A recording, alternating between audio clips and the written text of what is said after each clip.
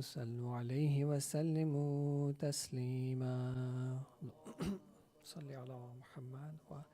سبحان الله والحمد لله ولا إله إلا الله والله أكبر ولله الحمد. الله أكبر الله أكبر الله أكبر الله أكبر. أشهد أن لا إله إلا الله. أشهد أن لا إله إلا الله. أشهد أن محمدا رسول الله. اللهم صل على محمد. أشهد أن محمدا رسول الله. أشهد أن عليا ولي الله. أشهد أن عليا حجة الله. حي على الصلاة. حي على الصلاة. حي على الفلاح. حي على الفلاح. حي على خير العمل. حي على خير العمل. الله أكبر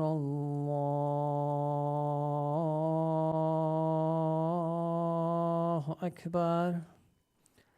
لا إله إلا الله. لا إله إلا الله.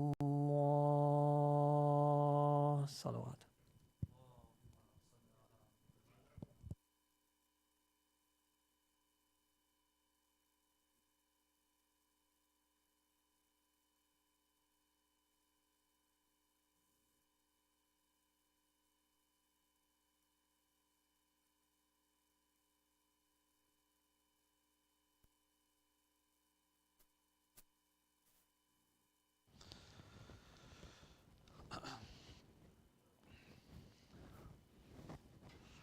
الله أكبر الله أكبر.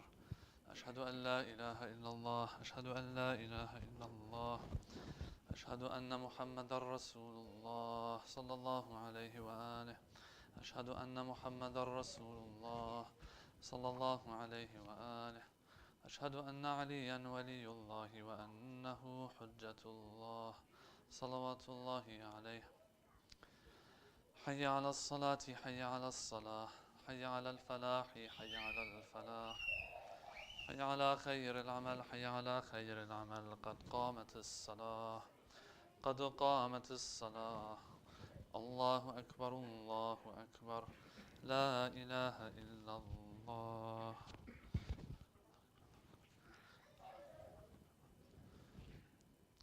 الله أكبر. بسم الله الرحمن الرحيم.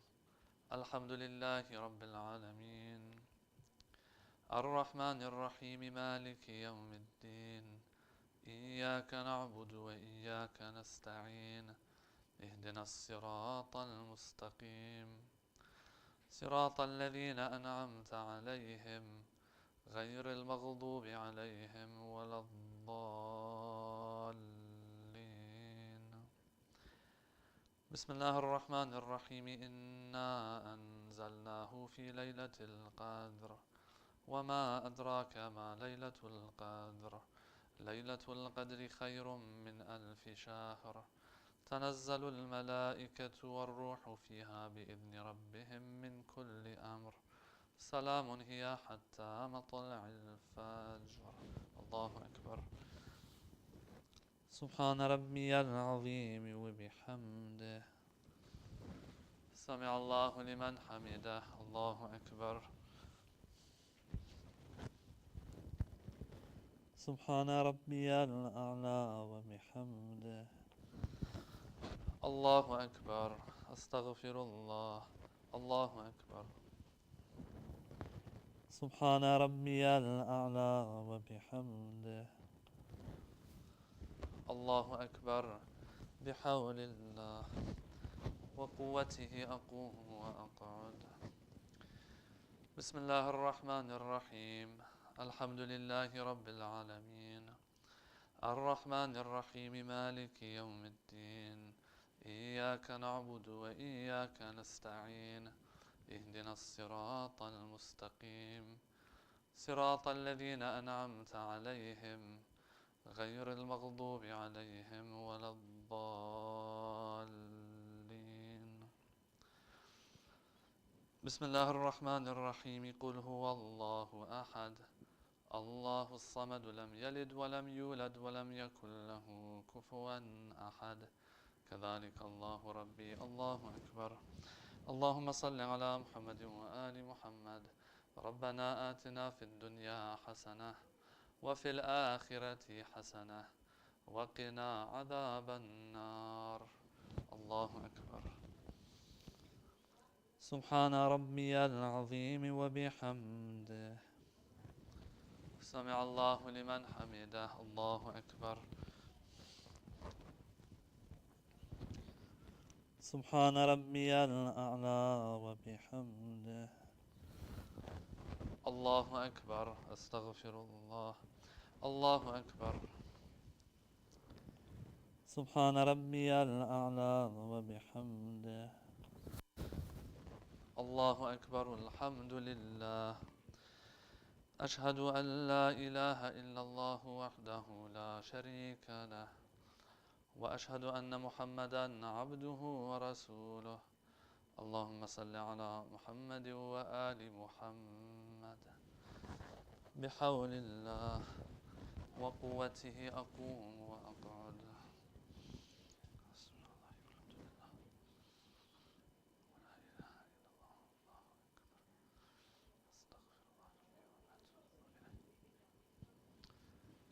الله أكبر. سبحان ربي العظيم وبحمده. سمع الله لمن حمده. الله أكبر. سبحان ربي الأعلى وبحمده. الله أكبر. أستغفر الله. الله أكبر. سبحان ربي الأعلى وبحمده. الله أكبر. بحول الله وقوته أقوم وأقعد.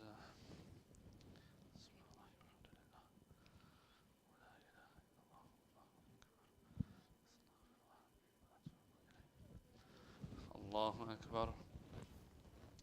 سبحان ربي العظيم وبحمده. سبحان الله. سمع الله لمن حمده. الله أكبر. سبحان ربي الأعلى وبحمده. الله أكبر. أستغفر الله. الله أكبر. سبحان ربي الأعلى وبحمده. اللهم صل على محمد وآل محمد. الله أكبر. الحمد لله. أشهد أن لا إله إلا الله وحده لا شريك له وأشهد أن محمدا عبده ورسوله. اللهم صل على محمد وآل محمد. السلام عليك أيها النبي ورحمة الله وبركاته. السلام علينا وعلى عباد الله الصالحين. السلام عليكم ورحمة الله وبركاته. الله أكبر. الله أكبر. الله أكبر.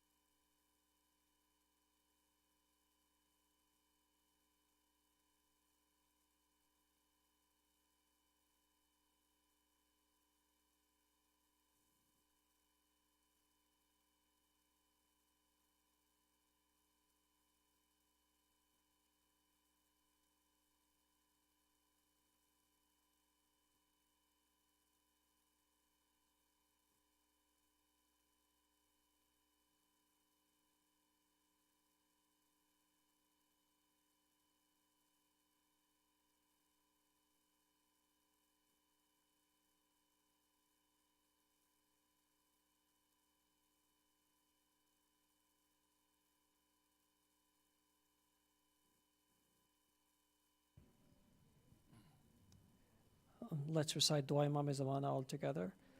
Bismillahir Rahmanir Rahim. اللهم كن لوليك الحجة ابن الحسن صلواتك عليه وعلى آبائه في هذه الساعة وفي كل ساعة وليا وحافظا وقائدا وناصرا ودليلا وعينا حتى تسكنه أرضك توعا وتمتعه فيها طويلا برحمتك يا أرحم الراحمين. صلوات.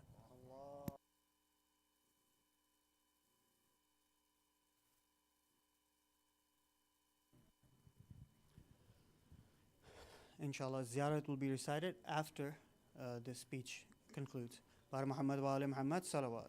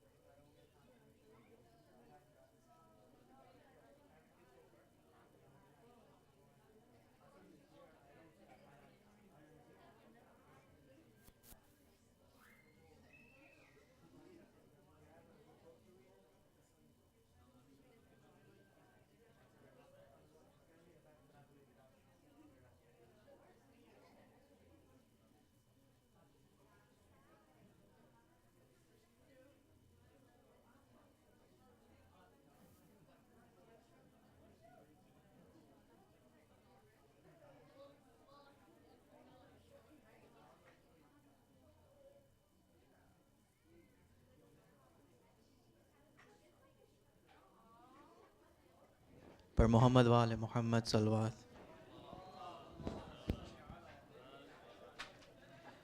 Congratulations to everyone on this auspicious occasion. At this time, I'd like to invite Brother Zunair Wasim for a recitation of the Holy Quran to start the program with the loud salawat ala Muhammad wa ali Muhammad. And I'd please like to ask the sisters to keep it down as the voice is echoing to this side, as to not disturb the program. With the loud salawat ala Muhammad wa ali Muhammad.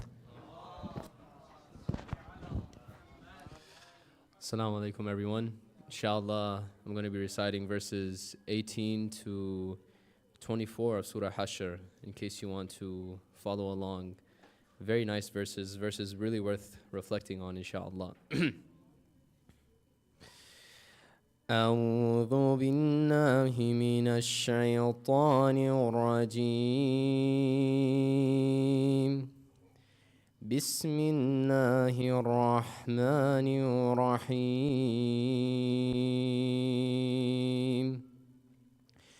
يا أيها الذين آمنوا اتقوا الله ولتنظر نفس ما قدمت لغد واتقوا الله إن الله خبير بما تعملون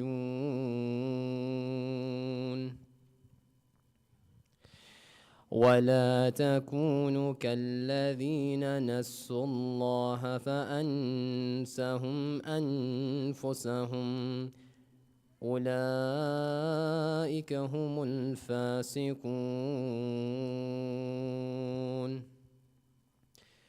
لا يستوي أصحاب النار وأصحاب الجنة أصحاب الجنة هم الفائزون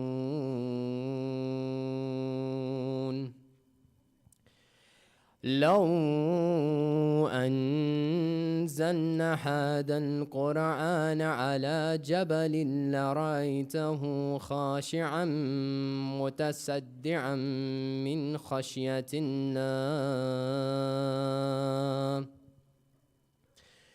وتلك أمثال نضربها للناس لعلهم يتفكرون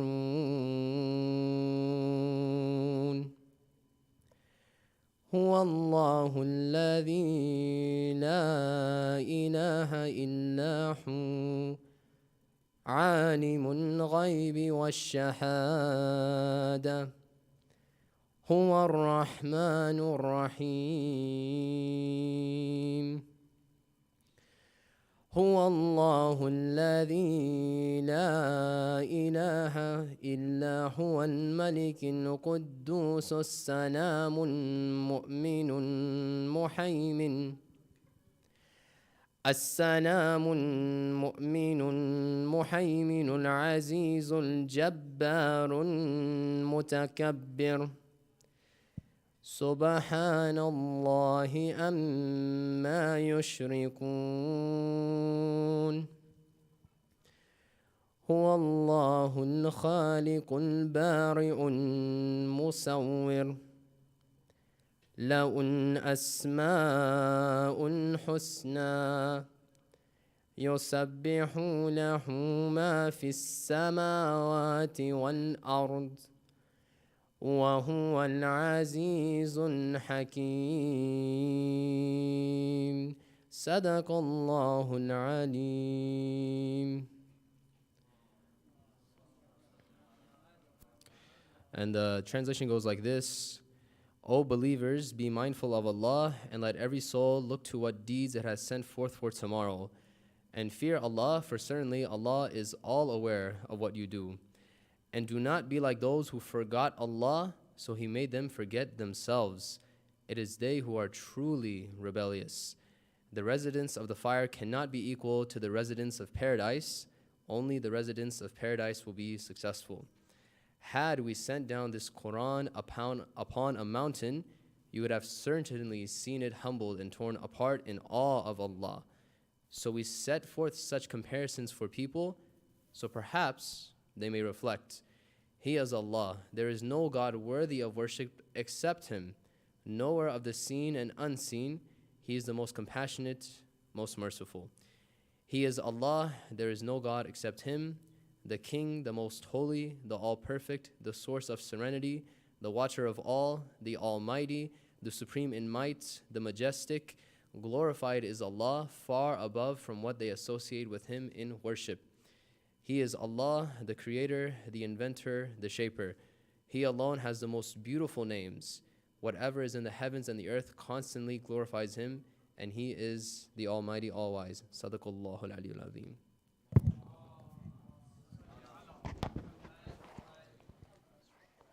Thanks. Jazakallah, brother. One more loud salawat for him.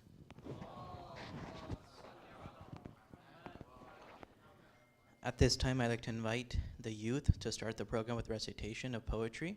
First, I'd like to invite Brother Zain for recitation with the loud salawat ala Muhammad wa ala Muhammad.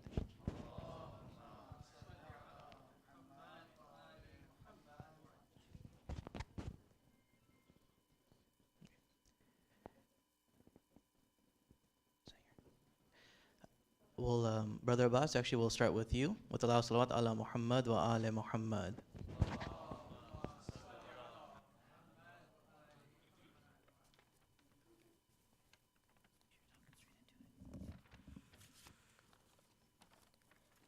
بر محمد وآل محمد صلوات.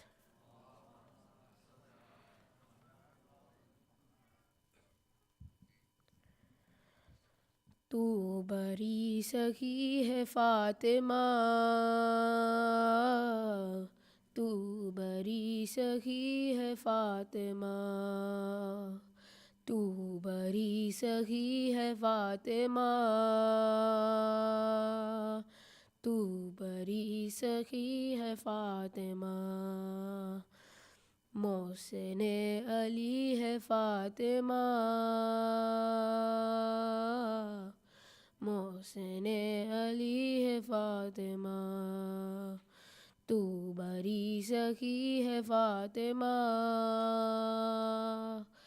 تو بری سخی ہے فاطمہ.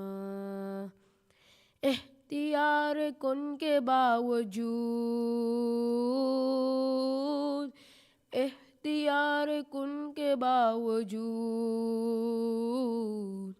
چکی پیستی ہے فاطمہ، چکی پیستی ہے فاطمہ، تو بری سخی ہے فاطمہ، تو بری سخی ہے فاطمہ. مصطفیٰ کو مانگنا پڑا، مصطفیٰ کو مانگنا پڑا، تب کہیں ملی ہے فاطمہ، تب کہیں ملی ہے فاطمہ، تو بری سخی ہے فاطمہ، تو بری سخی ہے فاطمہ. وقت کے امام کے لیے، وقت کے امام کے لیے، آگ پر چلی ہے فاطمہ، آگ پر چلی ہے فاطمہ، تو بری سخی ہے فاطمہ، تو بری سخی ہے فاطمہ. کیا تقبل امہات سے، کیا تقبل امہات سے، ماں رسول کی ہے فاطمہ، ماں رسول کی ہے فاطمہ، تو بری سخی ہے فاطمہ، تو بری سخی ہے فاطمہ سن کو چھوڑ مرتبے کو دیکھ سن کو چھوڑ مرتبے کو دیکھ نوح سے بری ہے فاطمہ نوح سے بری ہے فاطمہ تو بری سخی ہے فاطمہ تو بری سخی ہے فاطمہ لا الہ جھومنے لگا لا الہ جھومنے لگا سجدہ کر رہی ہے فاطمہ سجدہ کر رہی ہے فاطمہ تو بری سخی ہے فاطمہ تو بری سخی ہے فاطمہ تو بری سخی ہے Fatima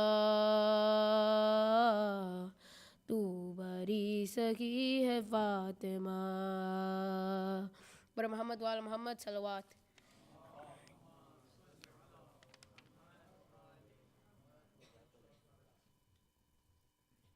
Jazakallah khair. One more last salawat for the brother.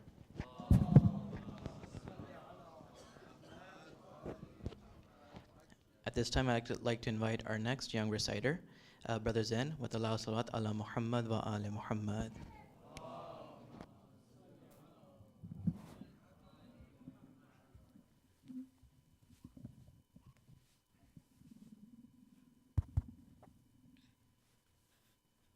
بر محمد وآل محمد صلوات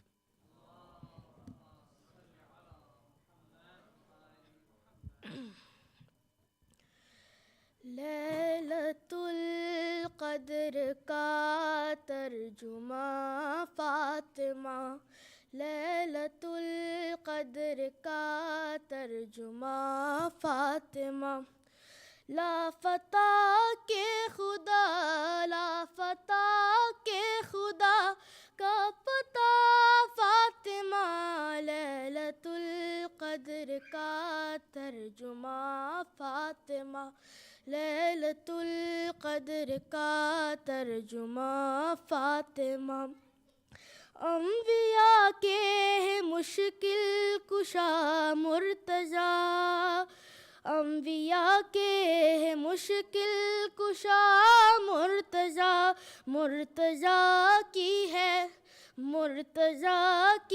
مشکل کشا فاطمہ لیلۃ القدر لیلۃ القدر کا ترجمہ فاطمہ لیلۃ القدر کا ترجمہ فاطمہ یہ نہ ہوتی تو کچھ بھی نہ ہوتا کہیں یہ نہ ہوتی تو کچھ بھی نہ ہوتا کہیں کن کا مطلب ہے کیا کن کا مطلب ہے کیا فاطمہ فاطمہ لیلۃ القدر کا ترجمہ فاطمہ لیلۃ القدر کا ترجمہ فاطمہ لیلۃ القدر کا ترجمہ فاطمہ تیرے فضا کے دہلیز سے مانگ کر تیرے فضا کے دہلیز سے مانگ کر لافتہ کے خدا کا پتہ فاطمہ لیلۃ القدر کا ترجمہ فاطمہ لیلۃ القدر کا ترجمہ فاطمہ صلوات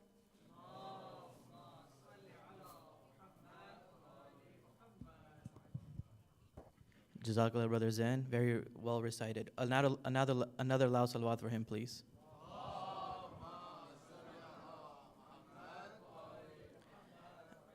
At this time, I'd like to invite Sister Nemla for recitation poetry with Allah Salawat ala Muhammad wa ala Muhammad.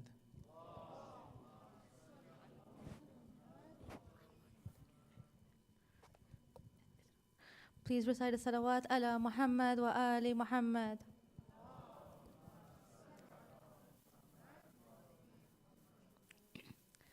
The bank of my words doesn't have enough silver and gold. The bank of my words doesn't have enough silver and gold. It is full of many gems, but this jewel it can't hold. A contradiction indeed, but I am both rich and poor. For speechless I am when I come to her door. Insufficient are my narratives and descriptions. In honoring Fatimah Zahra, I am always deficient. No matter what I write, no matter what pieces I create, I can never capture the greatness of the mother of the Ahlul Bayt. For only if from my pen flowed the water of Al-Kawthar, perhaps justice to her could do, this servant and lover. And only if my pen had the strength of the sword of Dhul Fiqar, perhaps my chest could bear the light of this radiant star. And only if my paper was replaced by her flowing veil, only if my words could illustrate her every virtue in detail, only if I in her praise for a lifetime were engrossed. But perhaps even then I would fall infinitely short, for she was a flower that blossomed from Tuba's heavenly tree, whose presence was equal to the night of power and destiny, in whose blood flowed the streams of Tasneem and Salsabil. The secrets of creation in her being were concealed, an ocean in whose depths, if one were to get submerged, they wouldn't find the floor, no matter how much they searched. She was the one who was the definition of eminence and nobility, the one who basks in the sun of God's grace and proximity. She was the one who in gratitude and contentment never ceased, known as Ar-Radiyah, the one who with Allah is pleased. She conquered with grace every stage of her life, her home becoming upon this earth a paradise, always on the front line of truth, a role model and guide. Always on the front line of truth, a role model and guide. She is known as Al-Maradiyah, the one who by Allah will be satisfied, for only He can compensate her tireless efforts, as she is like that pigeon who in His kingdom faithfully perched. And she was raised in the lap of Ahmad and Amin, the one who did what he promised. And she is known as As-Siddiqah, the truthful and honest, nurtured in the intrinsic folds of infallibility. Each word that escaped her lips would turn into prophetic reality. Known as Al-Haniya, kindness, compassion, and mercy she possessed. And Al-Mubarakah, the one who is exalted and blessed. She blessed with her generosity all those to her door came. Relief to the needy, the healer of woes and pains. And she was placed among the 5 of the Kisa and the 14 among the Ahlul Bayt. Known as As-Tahira, the pure, virtuous, and chaste. She is the esteemed teacher in the school of modesty. Known as Batul and Zakiya, the one who maintained her honor and sanctity. And she was a servant who in the worship of her Lord was lost. Known as Az-Zahida, a devotee who didn't exhaust. With her prayers and prostrations, illuminated was her mihrab. Known as Az-Zahra, whose light comforts the displaced and lost. And the 7 skies hungered for her supplications, as if one for a special friend would wait. Known as Al-Muhaddasa, the one who with the angels would communicate. She was bestowed to the universe as a gift, a human with the soul of a huri, known as As-Samawiyya, the glorious and heavenly. The thirst of many who seek veracity, she has satiated. Known as Al-Aliya, the high and elevated, she is a never-ending ripple of riches and bounties. Known as Al-Kawthar, abundance and plenty. Thus it is becoming clear why pen and paper can't shoulder the burden. Known as Sayyidatun Nisa al-Alameen, the leader of all women, words dissolve each time man mentions her sacred name. My heart yearning to give more, my ink living in shame. Known as Abiha, her weight more than 1,000 suns. Her fragrance Rasulullah's comfort, Al-Habiba, his beloved one, Al-Qurratul Ain, the one who was the apple of his eyes, Al-Shahida, who for the Prophet's message was sacrificed, and the list is endless of her beautiful titles and names. The wife of Ali, the mother of Hassan and Hussein, the one to whose door pomegranates from heaven were brought, the one upon whose door even the angel of death knocks, the one who was dignified, who was mindful of her veil. Her confidence and self-respect has left a direction that prevails. Fatiha, Nur, Rahman, and Qadr, the interpretation of every verse, a complete tafsir of the Quran in her being is immersed, and the one who prayed for others before her own household, the one whose merits can never fully be told, the soul of Haydar, the root which sprouted into 11 imams, the one who was the flag bearer of Wilaya, the defender of Islam, and perhaps now I can see as a poet and narrator why she was called Fatimah, the separator. To do justice to her, fulfilled will never be this desire. But perhaps my humble words can separate me from the fire. Salawat ala Muhammad wa ali Muhammad.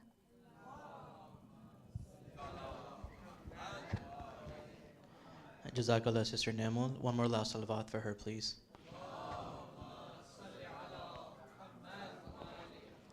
At this time, I'd like to invite Sister Rabab Zaidi for recitation of poetry with the last salawat ala Muhammad wa ali Muhammad.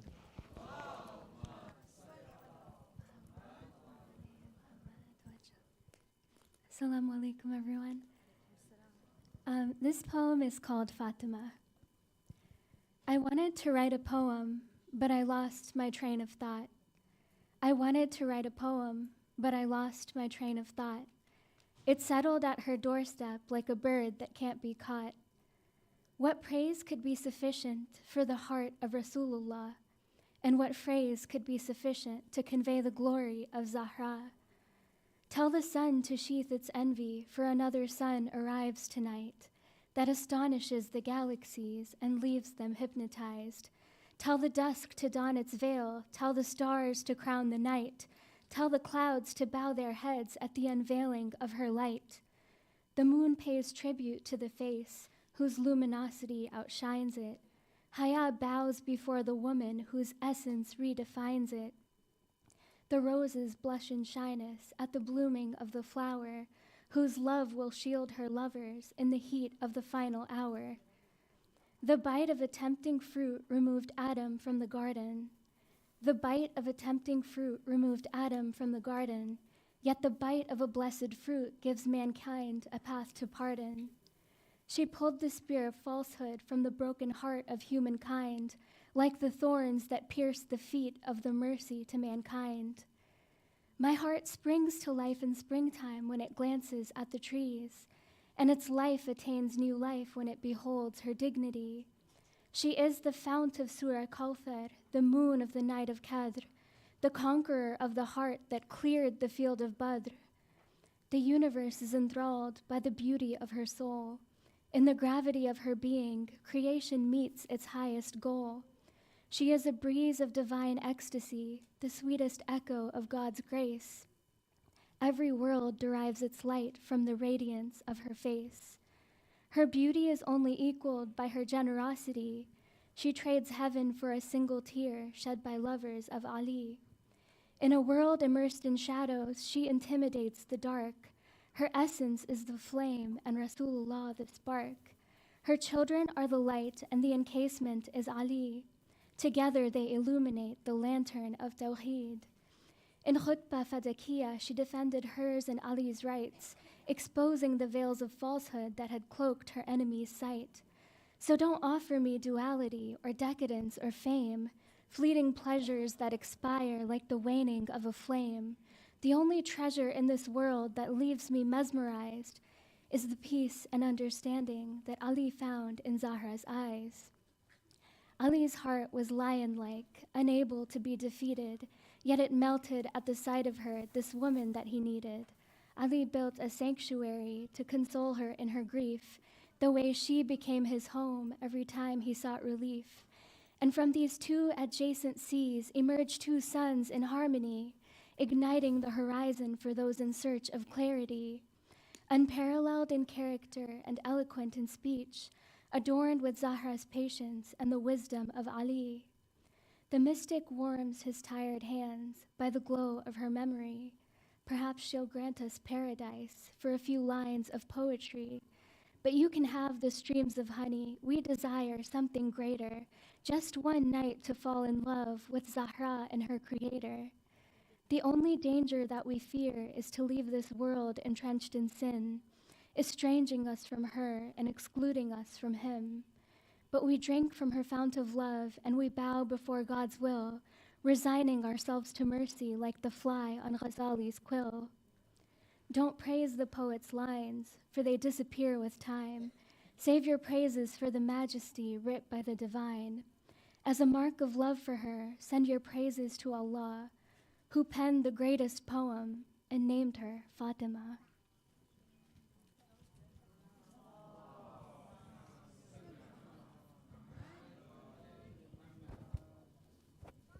Jazakallah, brother. Sister Rabab, one more last salawat, please.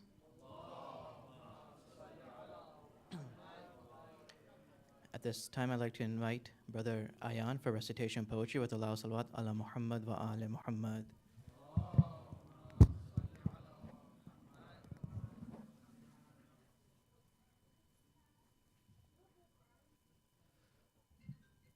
आप सबको विलादत बीबी सैयदा बहुत बहुत मुबारक हो। बस चंद अशार आपकी खिदमत में। बर मोहम्मद व आले मोहम्मद सलवात।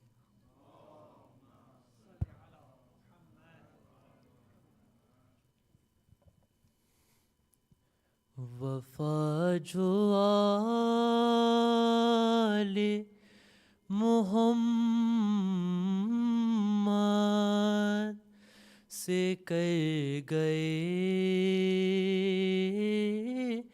होते, वफा जो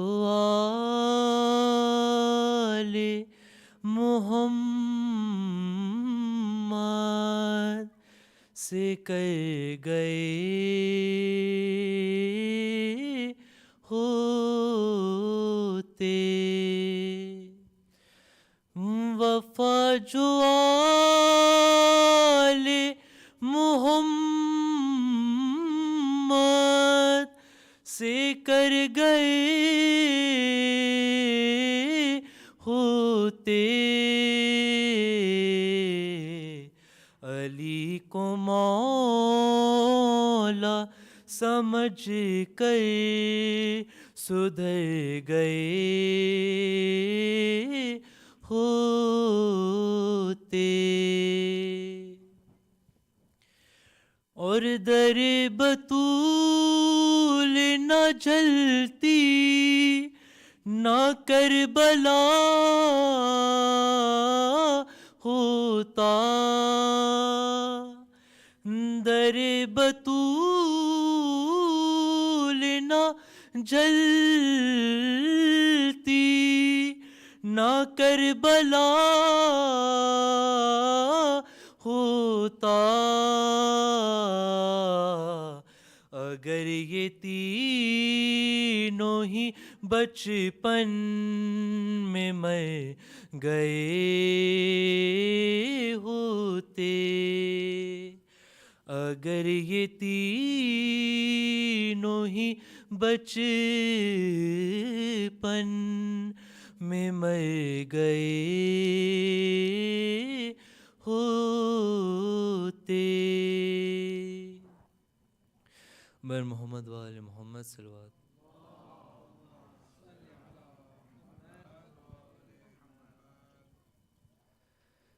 ہے یہی سب سے بڑا تیرا قصیدہ زہرا ہے یہی سب سے بڑا تیرا قصیدہ زہرا ہے یہی سب سے بڑا تیرا قصیدہ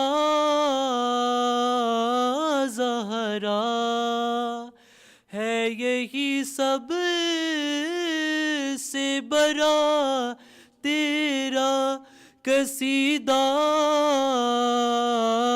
زہرا. باپ کہتا ہے تجھے ابی زہرا اور تیرے بیٹوں کی فرشتوں نے غلامی کی ہے تیرے بیٹوں کی فرشتوں نے غلامی کی ہے تیرے سسرال میں اترا ہے ستارہ جس کا اور کل ایمان پر ہی ہے تیرے آنچل پہ نماز کل ایمان پر ہی ہے تیرے آنچل پہ نماز کیوں نہ پھر تجھے کو کہوں کعبے کا قبلہ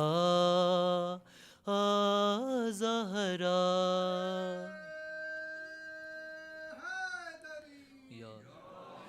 کیوں نہ پھر تجھے کو کہوں کعبے کا قبلہ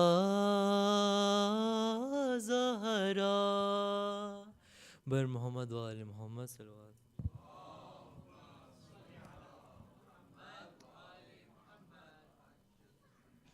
Jazakallah, Brother Ayan. One more last salawat for him.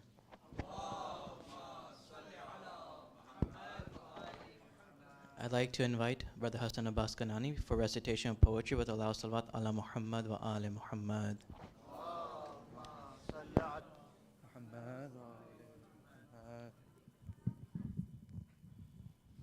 پر محمد و آل محمد صلوات. ما صل على محمد و آل محمد.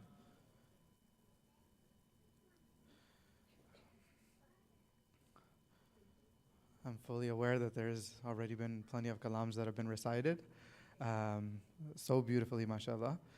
So I won't take too much of your time, maybe a few ashar, and hopefully we can have we'll turn our attentions to the Maulana then.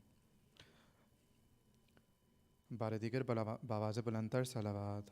اللہم صل علی محمد و آل محمد. کون سمجھے بھلا فاطمہ کون ہے. خاص توجہ کا طالب. کون سمجھے بھلا فاطمہ کون ہے. کون سمجھے بھلا فاطمہ کون ہے. یا نبی او علی یا نبی او علی او خدا کون ہے. کون سمجھے بھلا فاطمہ کون ہے. کون سمجھے بھلا فاطمہ کون ہے. جو نہ سائل سے پوچھے بتا کون ہے. جو نہ سائل سے پوچھے بتا کون ہے. جو نہ سائل سے پوچھے بتا کون ہے. ایسا دنیا میں حاجت روا کون ہے. ایسا دنیا میں حاجت روا کون ہے. کون سمجھے بھلا فاطمہ کون ہے. اور کپڑے رضوان لایا ہے معلوم تھا. کپڑے رضوان لایا ہے معلوم تھا.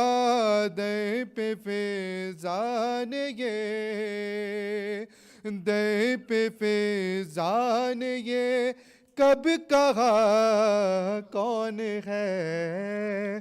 کون سمجھے بھلا فاطمہ کون ہے. اور خاص توجہ کا طالب ہوں. اگر شعر کو اگر سمجھ جائیں تو اور ذکر کی ضرورت ہی نہیں ہے. از ازل تا ابد اتنے کم وقت میں. از ازل تا ابد اتنے کم وقت میں. از ازل تا ابد اتنے کم وقت میں کیا بتائیں علی.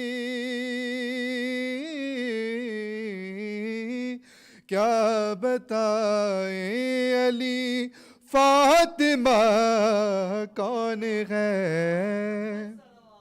اللہم صل علی محمد وآل محمد. کون سمجھے بھلا فاطمہ کون ہے.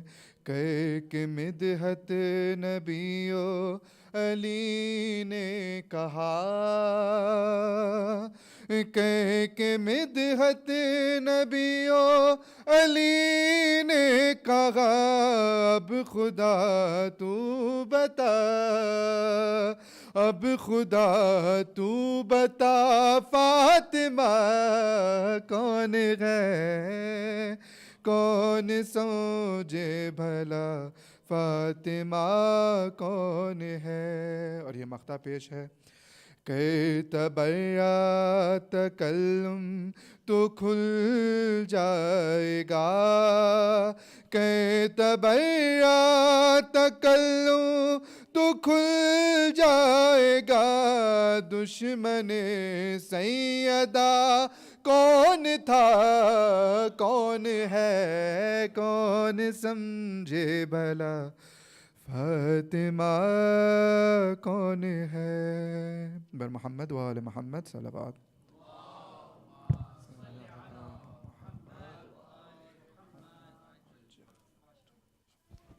Jazakallah, Brother Hassan. One more last salawat for him.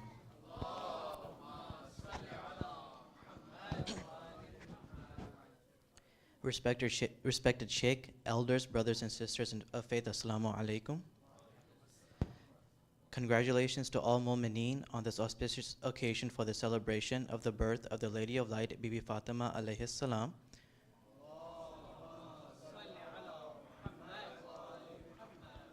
Once again, we are honored to host Sheikh Amin Rastani of Dallas. I do hope the commute from Carrollton was not too much for you. I understand 121 Josie can be pretty nerve-wracking.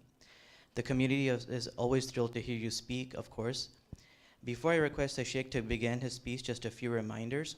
On behalf of the EC Director, Brother Mazhar Ali, I would like to share some important updates. Please welcome Brother Zunair Raza as the next Program Director, who will be taking over for Brother Asif Jafri with Allahu Salawat ala Muhammad wa ali Muhammad.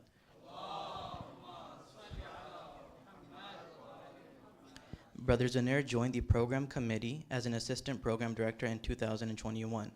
Our sincere thanks to Brother Asad Jafri for his service to CFK and future efforts as well, as he will continue to serve the program committee as a member.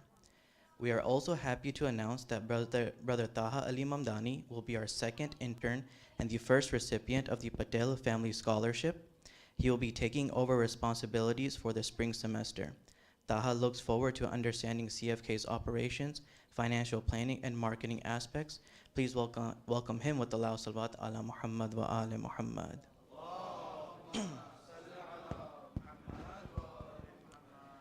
Our previous intern, Brother Muhammad Noshad, will join the Finance Committee. This is a great opportunity for him to expand his knowledge of business, finance, and operations. We are also thankful to the Patel family for establishing the Patel Family Scholarship to promote higher education and services to the community. We are also very pleased with the progress of our internship program that is making its way under the leadership of Brother Zohair Pojani. Inshallah, this program will continue to expand, and we are very excited for the future of CFK's youngest and brightest volunteer. For all of them, allow salawat, please.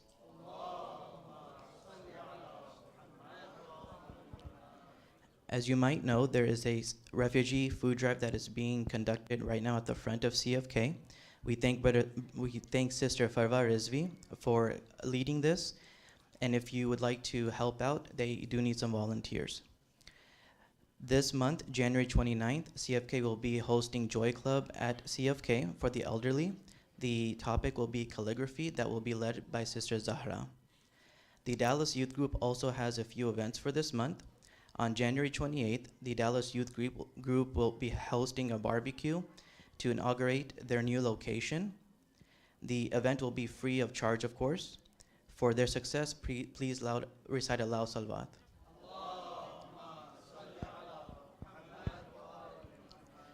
The Dallas Youth Group will also be hosting a Seekers Club on January 29th. The topic will be dua. Every month, the Seekers Club tries to get together to discuss different topics with the goal of inviting a scholar. This month, inshallah, will be Sheikh Amin Rastani. Before I request the Sheikh to begin his speech, I would like to request that we recite a Surah Fatiha for the marhumin of tonight's program sponsors. For the loved ones of Asif, Zinat Patel, and family, let us also include our marhumin and the marhumin of the Ummah with Allahu Salawat.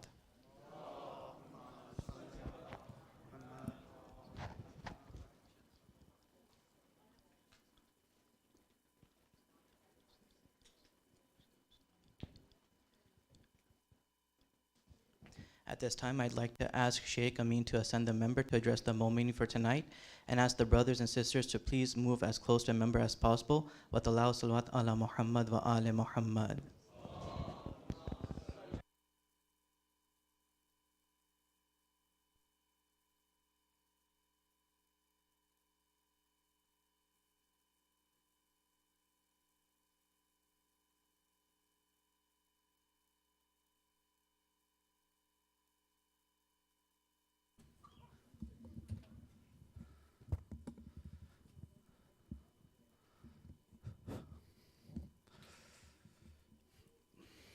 أعوذ بالله من الشيطان الرجيم بسم الله الرحمن الرحيم الحمد لله رب العالمين والصلاة والسلام على سيدنا ونبينا وشفيع ذنوبنا وحبيب قلوبنا وطبيب نفوسنا أبي القاسم المصطفى محمد اللهم صل على محمد وعلى أهل بيته الطيبين الطاهرين واللعن الدائم على أعدائهم أجمعين. Yes, Brother Bilal, the commute from Carrollton is not easy. But the commute from there to here is very dangerous.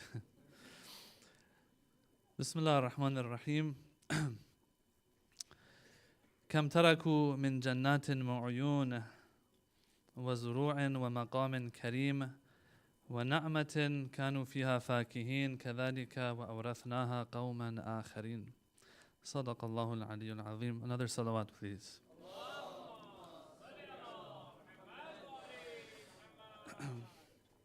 Yes, we live in a very interesting time, brothers and sisters, because the days that we're in, the era that we live in, is one of technological advancement. Lots of technological advancement. Now people are speaking of artificial intelligence and cars that drive on their own and sometimes will crash anyway. Exploring other planets and looking into space and so on. And so it reaches a point where you get the feeling, all people, especially us Muslims sometimes, will get the feeling that the dunya of today is worth more than the dunya of the past. Okay? I'm sitting here today and I'm seeing all of the technology, all of the advancement. And I'm like, thank God I live in this day and age, right? Where I can live a more comfortable life. People back then didn't have refrigerators, didn't have washing machines. Yeah. Let's go to the late 90s. People used dial-up for internet. But the thing is that when you were living in the dial-up era, okay, that was the last era I was in before I went to Qom, and then there was no era. There was no internet for a long time. And when it did come, it was very different than here. Much slower than here. I'm still downloading files. Now that I'm here, still downloading back home. This dial-up internet back then was everything. Now the Wi-Fi is everything. And so you begin to come to this conclusion, as I said, that it seems that this dunya that I'm in now really has more value than the dunya of the past, maybe 10 years ago, 15 years ago, 20 years ago, because of all the advancement, because of all the good stuff, because of all the options that we have in this day and age, correct? The thing is, though, if you go back to 20 years ago, let's say, to the dial-up internet era, because you hadn't been exposed to the future, the dial-up was everything for you. These little kids don't know what dial-up even is. I know I'm talking about what I'm talking about, you guys probably don't know, but it's a very slow form of internet, okay? Now, back then, we were like, when dial-up started, we were like, whoa, we are way ahead of the people before us. Little did we know that 5, 6, 10, I don't know how many years later, we're going to look at that time and we're going to be like, that was very slow. And so you'll find, let's go back to the Industrial Revolution. Back then, they probably thought they had it going. Electricity, the light bulb, all of these things. You go 2,000 years before, maybe even people had the same feeling that we have today, that, man, thank God I'm in this era, you know? What am I trying to get at? The more we advance technologically, the more life becomes more comfortable and easy. Mankind seems to come to this conclusion that life today, dunya today, is worth more than dunya of 10 years ago, 20 years ago. But is that the case? That's the question. Has the value of dunya gone up? Or does what Imam Ali alayhi salatu wasalam, who said something 1400 years ago, salawat, does it still apply? 1400 years ago, he said, look, if you want to know the value of the dunya in my eyes, okay, it's like the bone of a dead pig. How willing are you to take that from somebody? And guess what? If the person who's giving it to you has skin cancer and leprosy, how much are you going to be looking forward to taking the bone of a dead pig? Not too much. Or like he says, it's like a leaf of a tree that an insect is eating. How much is that worth for you? You know, on National Geographic, it shows that insect, it zooms up to its face, you see all of the tentacles, and you can probably see the teeth and how many fillings it has as well. And this thing is eating on, devouring that leaf. How much is that leaf worth to you? It's not worth too much, if anything at all, correct? So Imam Ali has these. Question, is Imam Ali saying this in a dunya that there's no Tesla? But if Imam Ali has experienced a dunya with Tesla in it, he won't say the same thing. What is the answer to that? I think we're all on the same page there, that he'll probably say the same thing. Why? Because that which takes away from the value of this dunya 1400 years ago exists till today. And what is that? It is the temporal nature of the dunya. Okay? Now this is not going to be an akhlaq lecture. I'm just warming us up to get to something that is relevant to tonight and the lady of tonight and what lessons we can take from her life. Okay? We're just warming up now. We're making our way towards that. The thing that causes Ali ibn Abi Talib to say that, look, this dunya isn't worth too much, if anything at all, that reason exists till today, and maybe even a little bit more sometimes, okay? What is it? It's the temporal nature of the dunya. The fact that it is temporary. And those verses that I recited in the beginning, yeah? How many gardens? Kam taraku min jannatin wa uyun. Like these ones really make you shake when you read these verses. Now these are about the Fir'aunites, the ones who drowned, okay? The Quran speaks of them, but it applies to everybody really. Kam taraku min jannatin wa uyun. How many gardens and springs did they leave behind? Fields and splendid places, the bounties wherein they rejoiced. So it was. This is what happened. They eventually left it all behind. So it was. And we bequeathed them to another people. We left these to another people. It reached others as irth. Okay? So the fact that we have to eventually leave it all, even if we were going to live here for 1,000 years, okay? Still, the value of it versus eternity is zero. What is any number compared to infinity? It's like zero, they say. Yeah? Now, we're not going to live 1,000 years. We're going to live here probably 150, 60, 100 years. I don't know about you guys. I'm probably around for like 200. My health isn't doing that good, so let's take 50 off that. Probably I'm going to be around for 150. But you guys, 180, 70, inshallah. Okay? Inshallah, we all live for a long time, as long as we're good believers and righteous mu'mineen, inshallah. Recite salawat. So Imam Ali is saying that, look, the Quran is saying the same thing. Imam Ali is saying the same thing. Look, that there's a problem with the dunya. No matter how much advancement you have, it's going to end, and that's what stinks about it. Okay? It doesn't matter if you have everything in the world.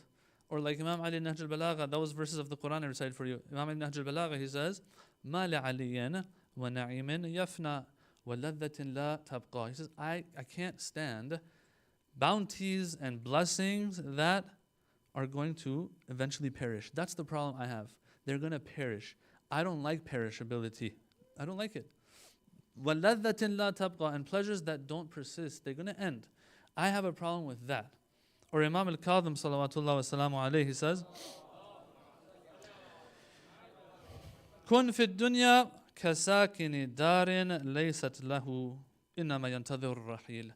Be like that person who is living in a home that is not theirs. Okay? This person who's living in a home that's not theirs, they know they'll eventually get out. That's all they're awaiting. That's all that they're anticipating, that, okay, it's going to end, I'm going to have to leave. You know, when you go to that really nice hotel that your job pays for, because, you know, we don't pay for these things. We let the job pay for it if they do. When you're in that hotel room, no matter how good it is, you know it's going to end. Deep down inside, you're not going to spend too much on that hotel room. You might buy for yourself a few snacks. You might open up that water bottle that costs $15 because it's in the hotel room. These things you might do, but that's about it, the max that you'll do, okay?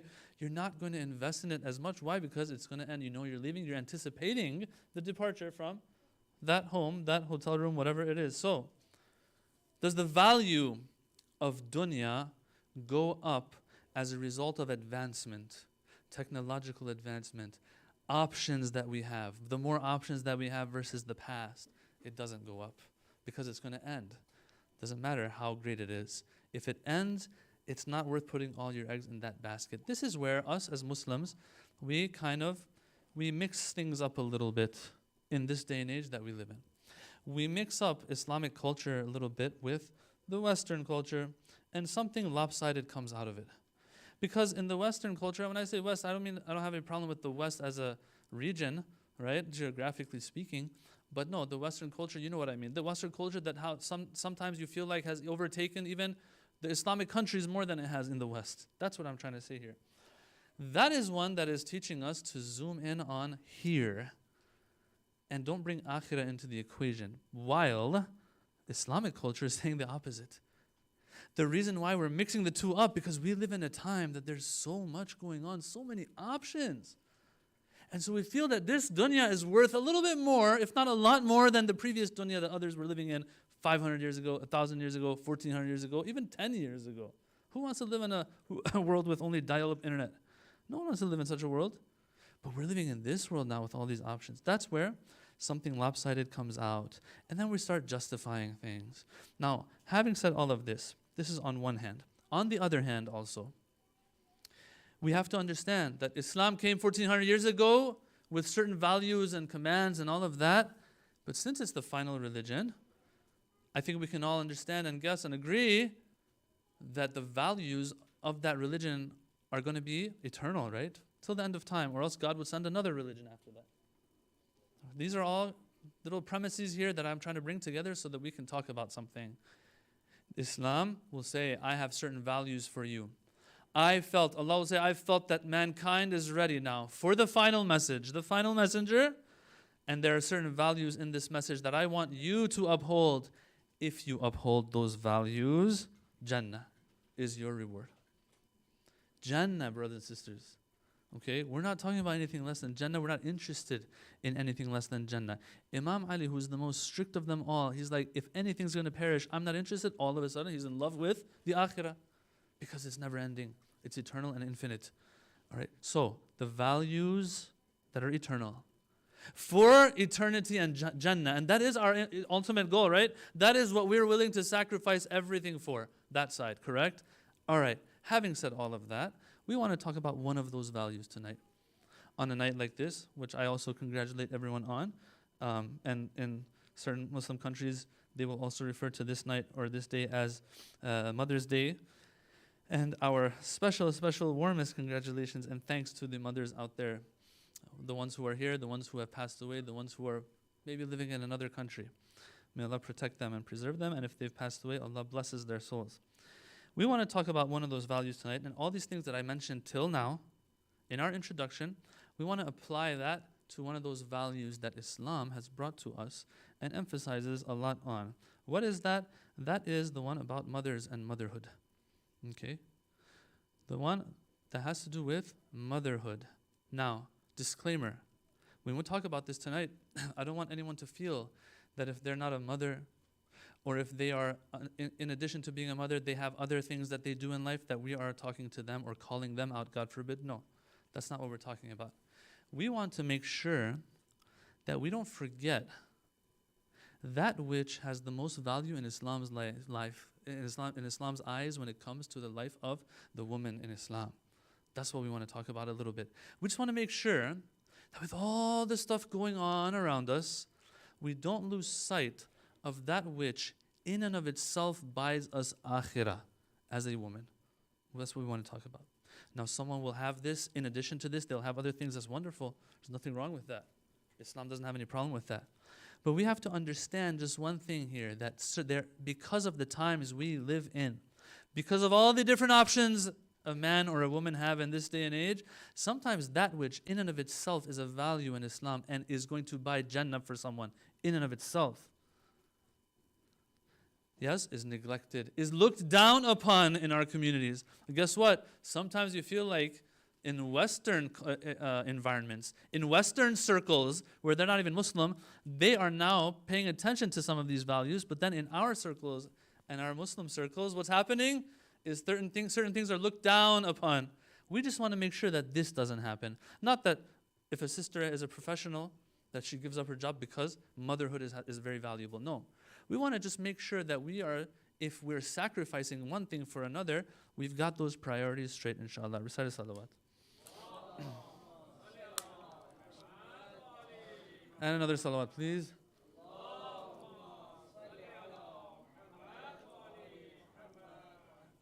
What do we want to do? We want to look at this in 5 stages. Number 1, we want to look at some literature, a little bit of literature that we have, Islamic literature. At the end of the day, no matter who we are, how we look at things, if we're Muslim, we go to the literature. That is what defines how Islamic we are, how practicing we are, how religious we are. Go to some literature, draw some conclusions from that literature, then talk about what the problem is exactly, try to figure that out. And then once we talk about that, we want to talk to the men a little bit and remind them of some things too. Yeah? Remind them of some things too. Once we've established the rule, we want to also talk about some exceptions to the rule that we've established and a final conclusion, inshallah. So let's begin with the literature that we have. This motherhood that we say, being just a mother, just giving birth to a child that you are going to raise, that itself, okay, the hadiths we have for it, the literature we have for it, are out of this world. I want to share one hadith with you and then I'll get to Bibi Maryam's story as well. This is a hadith we have in the Amali of Shaykh al-Saduq. It says, أيما امرأة رفعت من بيت زوجها شيئا من موضع إلى موضع تريد به صلاحا نظر الله إليها. Now, once I start translating, I want you to roll your eyes at me, okay? Because these things aren't important. These things aren't values. What does it say? It says that any woman who, I hope my wife is listening, any woman who lifts something from the home of her husband. When I first read this hadith, I was thinking like lifts it like steals it. No, it's talking about lift something from one point, putting it in another point, putting it somewhere else. Why? Because she's organizing the home, taking care of the home, keeping it tidy. Yes. Turidu bihi salahan. She's after salah. She wants to fix things. She wants to make things better. Nadarallahu ilayha. Allah looks at her. Of course, this is metaphorical. Looks at her with what mercy He looks at her. And you get the Imam himself clarifies. He says, Nadar Allah, when Allah looks at someone, وَمَنْ نَظَرَ اللَّهُ إِلَيْهِ لَمْ يُعَذِّبْهُ. When Allah looks at somebody, that means they're never going to be punished, as long as He's looking at them with that mercy. Okay, let's go on. فقالت Salama. Salama is narrating this. She says, Ya Rasulullah sallallahu alayhi wa sallam, ذهب الرجال بكل خير. I'm not really convinced. ذهب الرجال بكل خير. All the khair and good that's out there, these guys take it. All right? We hear this today too, right? We hear this today as well, that, the man, the patriarchy, all that stuff. All right. It's interesting that Salama says this as well. You see, I said 1400 years ago from now is no different. The Prophet says, فَأَيُّ شَيْءٍ. Oh, and she goes on, she says this as well. She says, فَأَيُّ شَيْءٍ لِلْنِسَاءِ الْمَسَاكِينَ. This is the funny part. She says, so what do the miskeen women get? Miskeen women, miskeen in Arabic means bichara in Urdu and Farsi. Okay? Masakin, these bicharas, what do they get? Huh? فَقَالَ, he said, إِذَا حَمَلَتِ الْمَرْأَةِ. You see, he keeps going back to the same normal stuff that is sometimes taken for granted or is not seen as a value. Why though is it a value in the Prophet's eyes? Because it's you're earning Jannah. That's all that matters, brothers and sisters. The Urafa, all that matters is they want to find their way to Jannah. That's it. Okay? What's happening to us is because we have a lot of options now, we kind of practically put the akhirah out of the equation. For them, that is the entire equation. How do I get Jannah? Even if I have to just sit at home, let's say. If a guy just sits at home, but if Allah says I get Jannah for this, I'll do it. Jannah, brothers and sisters. Jannah, Jannah, Jannah. Okay? And don't forget the disclaimer I made. We'll get to that part as well. We are professionals as well. We'll talk about that. We're not trying to downplay that at all. Bala, the Prophet says, no, that's not the case. Salama, don't say that. إذا حملت المرأة كانت بمنزلة الصائم القائم المجاهد بنفسه وماله في سبيل الله. What? He says when the woman becomes pregnant, you know the rest of it. She is now بمنزلة. She is like the Saim, the one who's fasting. القائم, the one who's always standing in prayer. Al-Mujahid بنفسه, fighting with their self and their life and their wealth in the way of Allah subhanahu wa ta'ala. Now, it's up to us to either take this from the Prophet or we just don't believe the Prophet and we say, Prophet, we're not sure if you get it.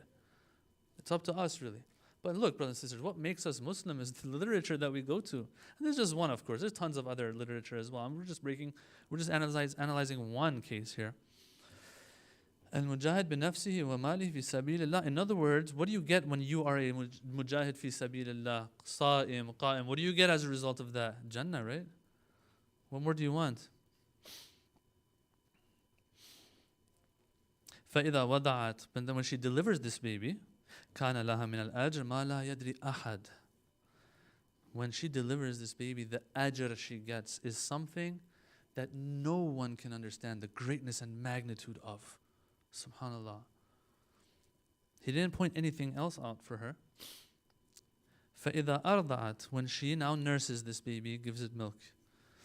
For every suckling that takes place, it's like freeing a slave of the children of Ismail alayhi salam, not just some random person. Let's assume one of the descendants of Prophet Ismail is a slave and you are now freeing that slave. Wow. Okay. And once she's done nursing the child, ضَرَبَ مَلَكٌ كَرِيمٌ عَلَى جَنْبِهَا, an angel will tap her on her side and say, إِسْتَأْنِفِي الْعَمَلْ فَقَدْ غُفِرَ لَكَ. Everything's been forgiven.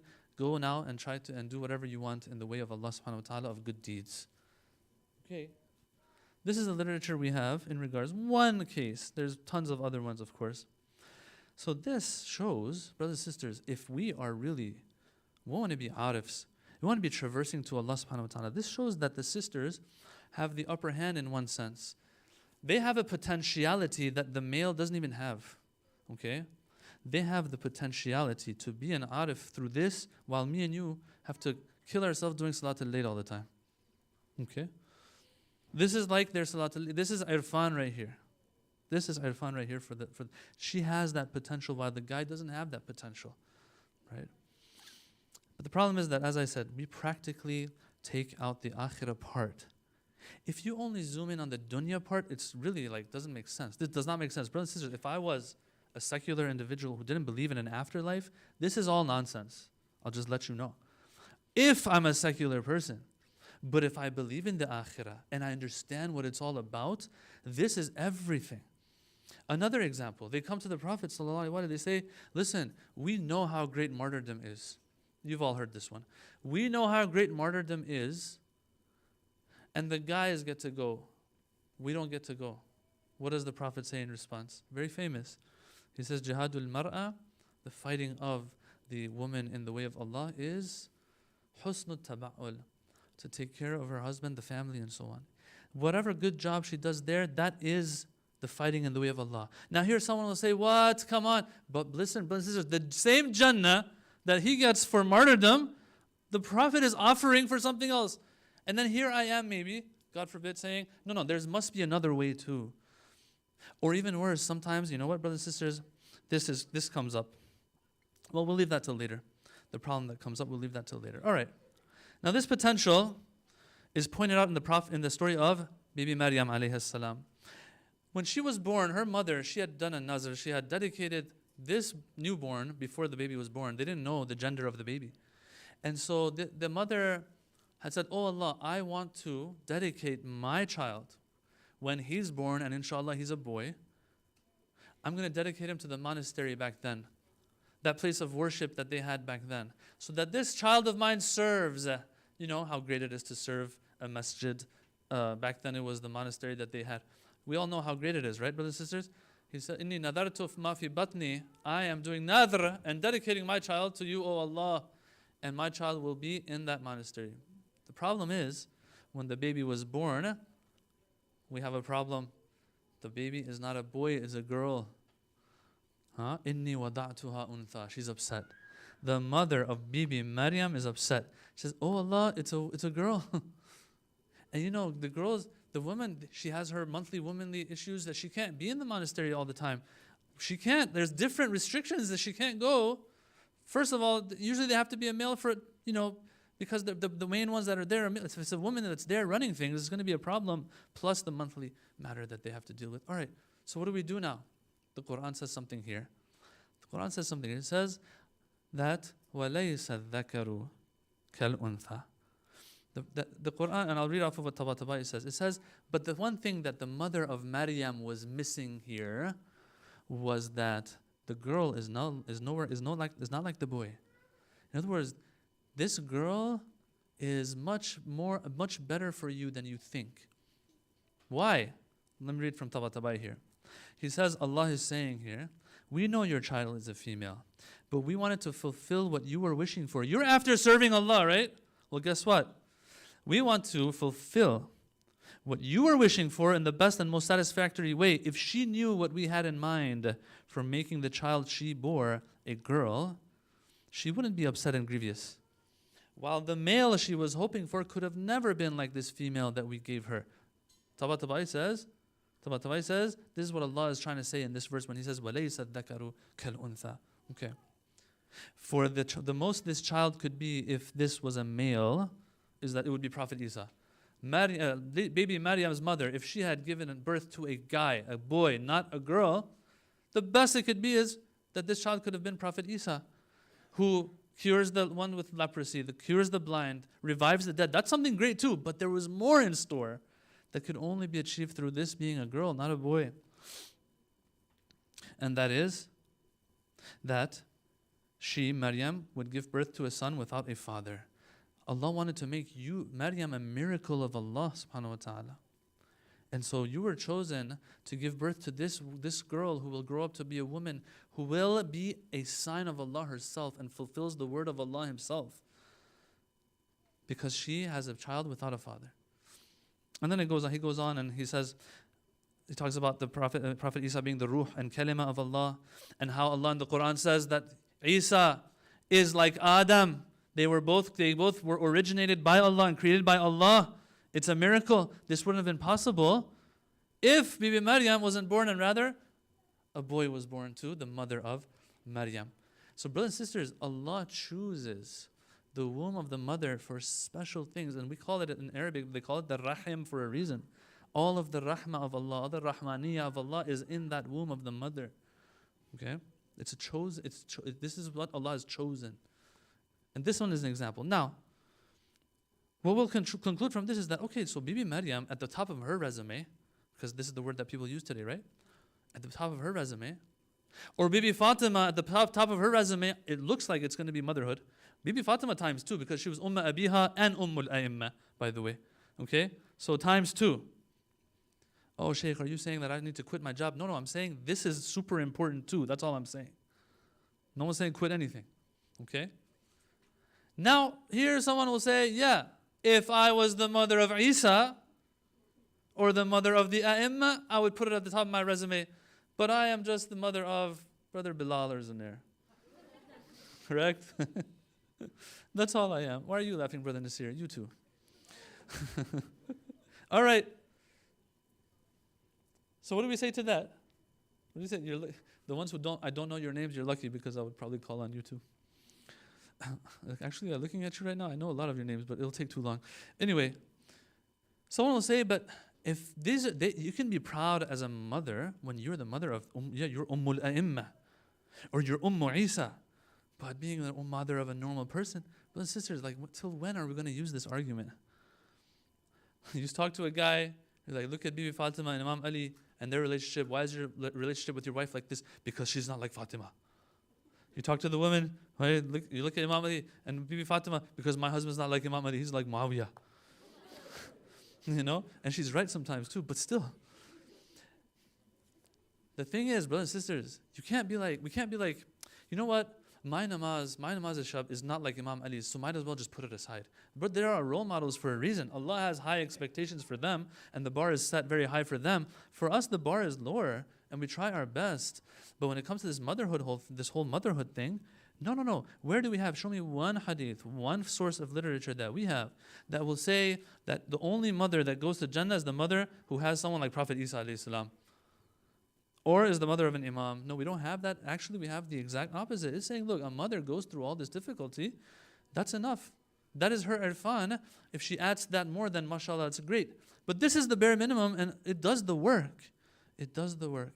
And so we have to stop looking at it like how some people I've heard, this is how they send their kids to Hawza. The kid is not good in anything else.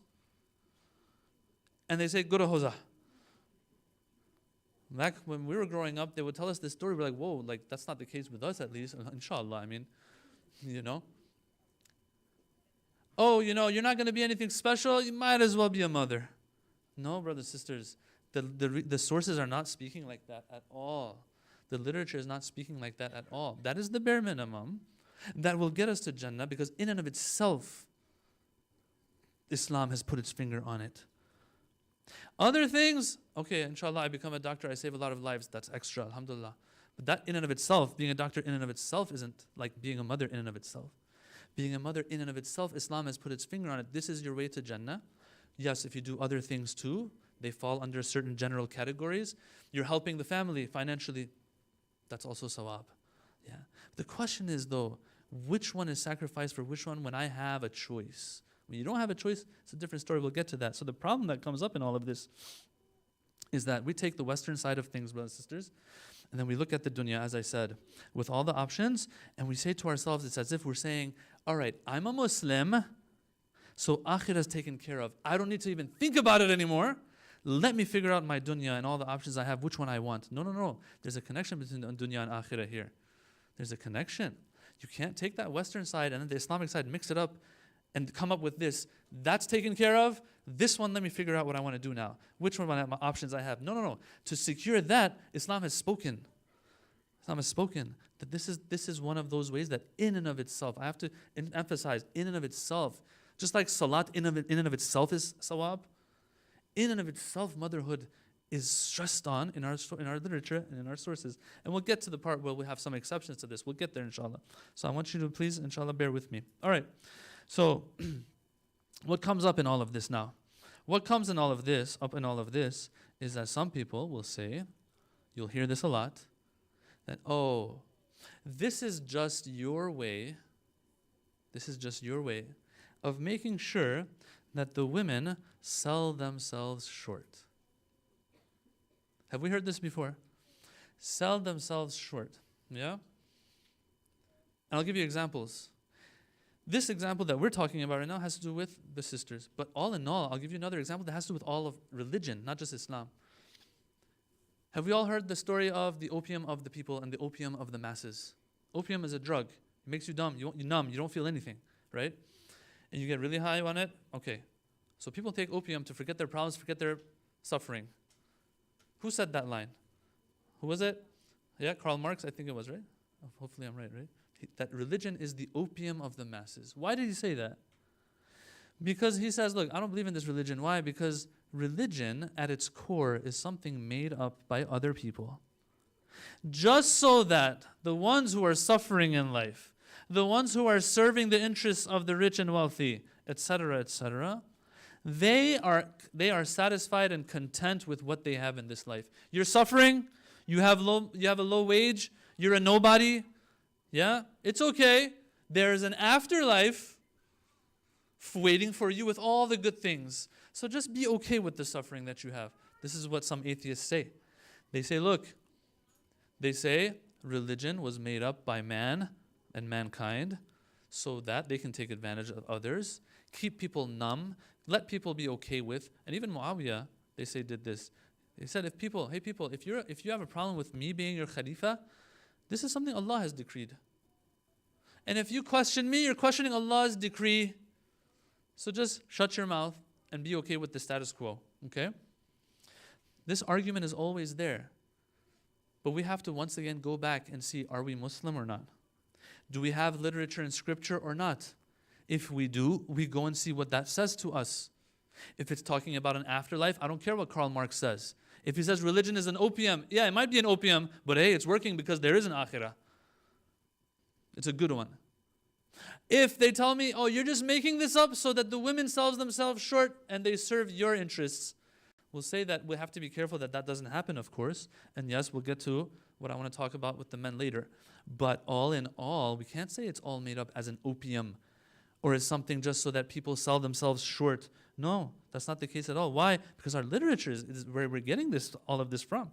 And it makes you very upset when even some of our lecturers, they might sound like they are echoing this notion. Okay? I'll read off of this. A respected speaker, they don't have bad intentions, but sometimes you feel like to be relevant, certain things are said. I'm just going to read to you this, and I want you to see what you get out of it. Okay? He says, let me ask you, brothers, do you think it was possible for Rasulullah to switch things around, for example, and let Khadija just be a normal housewife to the Prophet and not be wealthy? Okay? And then he goes on, he says, Allah could have easily chosen a wealthy man to step into the life of the Prophet and give him everything. And the Prophet would have just married a normal, ordinary, average woman, okay, when it comes to finances. What are you getting from this? What is the messaging that we're getting here? That being a normal, average, okay, heavy quotation marks, of course, financially normal, average, these things are not as important as what Bibi Khadija did. Yes, what Bibi Khadija did is great. Okay, but then why isn't that other wives of the Prophet or the Imams didn't do the same? Yes, that was something exceptional, and it came up, and we'll talk about exceptions later. But all in all, what message are you sending across to our younger sisters so that when I sit with a 12-year-old, when I sit with a 15-year-old, yeah, the first thing they tell me when it comes to their future is like, I want to make sure that I'm doing this and that and that and that, and they're trying to avoid, yes, the responsibility of, let's say, motherhood. We have to be very careful how we word things, how we explain things, what we select to tell the people, okay? And so he concludes, this speaker, this respected speaker, he says, Allah chose to keep the wealth of Khadija, so she inspires women within the course of history and within our community till today. Yes, I would love for every brother and sister out there to be an entrepreneur. It's the thing these days, you know what I'm saying? But at the same time, we can't make it sound like anything other than this is average, normal, not too important. That wording has to be, you have to be very selective about that, because you're undermining your own literature. The literature that says Jannah, Jannah, okay? Recite a salawat. All right, let's move on now. Reminder to the men now. Let's talk to the guys a little bit. Guys, come on. All of this is there in the sources, correct? But if this is how much importance Allah has given to this matter, then we have to try our best to facilitate that, not be one of the problems, where the wife feels that she's a mother to the children and also the mother of you, okay? And I've heard this a lot from my relatives. You know, as we get older, we become more like children ourselves, and we have to be taken care of as well. No. I'm not gonna hate on us too much because I'm one of you, okay? But all in all, none of what we're talking about sanctions any form of taking advantage. But in the end, yes, there will be some who take advantage of this. Yeah? And that's why I believe that the Prophet says the jihad of the woman, that's what it is. When a person goes out and fights on the battlefield, what are they doing? They're putting everything on the line. What is that? That's called sacrifice. That's called compromise. In the end, there will always be some guys, all right, that will take advantage of this. The responsibilities that have been put on the shoulder of the woman. Well, guess what? She's going to make sacrifices probably. She's going to compromise probably. And she's going to get her Jannah as a result of that jihad that she has, while your jihad is only in the video game. You're just killing people in the video game. Or you aren't taking care of what you need to take care of, or your akhlaq and all that kind of stuff that we already know. You know, it gets sad when a brother comes up to me and tells me directly, he says to me directly, he says, and this has happened, this is a true story, that my wife is so good, but I'm just so bad with her. Like, what are you doing? Just because she knows her responsibility, it doesn't allow you to now take advantage. But guess what? This is why I believe personally that the sisters will have it easier on the other side, inshallah. We will have to answer for certain things, and that's why some of these great ulama, some of you have heard this from me 10 times now, but I'll say it again. Some of these great ulama, they would say, you don't do dua for the women in your namaz al-shab, those 40 mu'mineen. They don't need it. They're set. The few things that they have to deal with, including the guys, right? They have to deal with is enough for them. The guys have to be du'a'd for. He made it clear, and he didn't have no smirk on his face when he said it. He was dead serious. That look, if anyone needs du'as, it's the guys. You're like, whoa. He said, look, the sisters, they're set because they have those things that they have to deal with. And so make sure that you do dua for them. Now, this doesn't mean you don't do dua for women ever. No, that's not what we're saying here.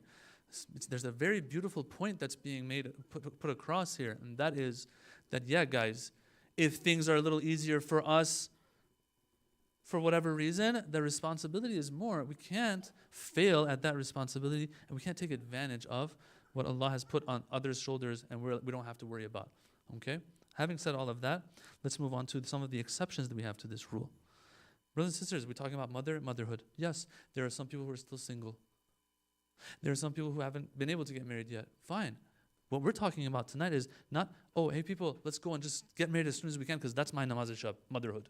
That's not the case at all. And I believe that we don't need to make these I don't need to give these explanations. But there's always going to be that one person that walks out, and before you know it, you're getting a message, hey, Sheikh, what did you say that night? You even get this with the halal and haram. You're like, hey, people, according to this marja taqlid, lobster's haram. This has happened, true story again. You get a message from Michigan, hey, someone said, look, you said lobster's halal. I'm like, no, haram. Okay, that's what we said according to this marja. Whoever their marja is different. But that's not what we said. Anyway, you'll always have that one person that might walk out with a little bit of a misunderstanding. That's why I keep repeating. This is a sensitive topic at the end of the day. But the exceptions that I want to make, these are the ones. If a person is single, we're not talking about, make sure you go and get married right away because that. Or if a person is married but they just can't have children, that's okay then. There's other ways to support to be a mother to the community, to other children that you can help out, take care of, all these other options that someone has, okay? So what we're talking about here, what I'm trying to get to is, listen, if a sister wants to pursue her career, bismillah, in this day and age, I don't think it's a good idea to not have some form of education and degree in something. You know why? I hate to say this, but let's be realistic a little bit. There's a lot of cases out there, brothers and sisters, the guy, for some reason, just messes up upstairs and just leaves, and the sister's on her own. She has to be able to do something. You know what I'm saying? We have to be realistic. And these are the times we're in. Or, for example, there will be issues, financial issues, and both have to work. Okay, that's fine. I mean, you know what we're talking about? And I've said this and I'll say it again from the beginning of my talk tonight. The cases that I'm talking about is when there are options, when there are choices, and then one person who has it all ready for them, yet looks at this as if this is not a value because they've idolized something else in life, and they're this close to sacrificing the motherhood option that they had for something that wasn't even necessary. Something that was already taken care of. Something that was less of a priority. That's what we're talking about. Or I'm talking to the next generation who's now growing up with these values being thrown at them. That, what matters is all these other options you have. No. Those are awesome. But there's something Islam has told me as well that I am going to keep in the back of my mind. And that is the motherhood aspect. And I want Jannah as well. And so if that option is also available without any of the problems that I gave some examples for, then I'll take that option as well. I'm not against that option, is what we're trying to get at. That's how low the bar is in this day and age. We just want to make sure that it's not looked down upon. And finally, brothers and sisters, to conclude everything so that I can wrap up, okay? Although there's a lot of details in this regard that we can have in discussions, it might have been good to open the floor to questions, but we're over our time and I'm going to run away after this, and this is probably my last lecture ever giving here anyway, because I'm going to be in big trouble. But anyway, no, I'm not going to be in trouble. The conclusion that I want to draw, going back from the beginning, brothers and sisters, I'm going to read off of this, just so we're on the same page, that we live in times in which there are so many different options open to us. These options don't necessarily mean that the value of dunya has now gone up, where I will now compromise a little bit of my akhirah for that dunya. Why? Because it has a temporary nature. Everything for the believer is akhirah at the end of the day. And so these values that we have in Islam don't change. The values are what get us Jannah. That's all that matters to me. The woman has a potentiality that the man does not have. Yes, for Jannah. We have to be careful not to lose sight of that matter. That's all. Okay? Motherhood, being a housewife, in and of themselves, are one of the greatest accomplishments one can have as a woman. Motherhood is irfan, brothers and sisters. The mother is where Allah has chosen for life to begin for all of us. That's the starting point of life. Okay? So, none of this should be taken to mean that other accomplishments are worthless. But rather, once this has been secured, yes, then we look at all of the other options out there. And alhamdulillah, we know the community, we know the brothers and sisters that we have here.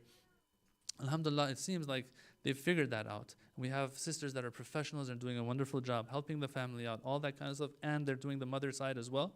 May Allah bless all of them and give us all the tawfiq to be followers of Ahlul Bayt, the Quran and the Prophet in these matters. Not lose sight of what the priorities are, but at the same time, once we figure out those priorities, not to fall short of anything else that we could have also done in life. Walhamdulillahi Rabbil Alameen. Wassalamu alaikum wa rahmatullah. Salawat ala Muhammad wa ali Muhammad.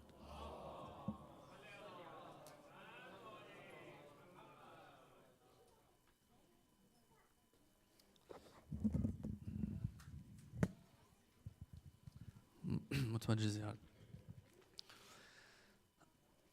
السلام عليك يا رسول الله السلام عليك يا أمير المؤمنين السلام عليك يا فاطمة الزهراء سيدة نساء العالمين.